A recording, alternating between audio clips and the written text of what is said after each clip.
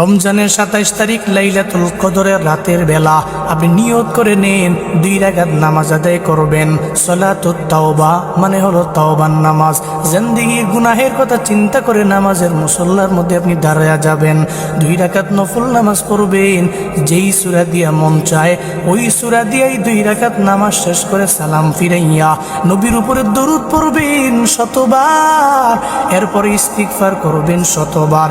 এরপরে চিন্তা করবেন, হে মালিক, আমি জিন্দেগিতে গুনাহ কম করি নাই। আপনার গুনাহের কথা চিন্তা করে মুনাজাত ধরে রবের দরবারে কাঁদবেন আর বলবেন, আল্লাহ তুমি আমার জিন্দেগির গুনাহ মাফ করে দাও। আল্লাহর দরবারে যদি বলতে পারেন, এমনও তো হতে পারে লাইলাতুল কদর বড় দামি রাত, ওই দামি রাতে আল্লাহ বহু মুতাকি বান্দাদের আল্লাহ মাফ করে দিবে। ওই ইতিকাফকারীদের উসিলায় লাইলাতুল কদরের উসিলায় আল্লাহ আপনার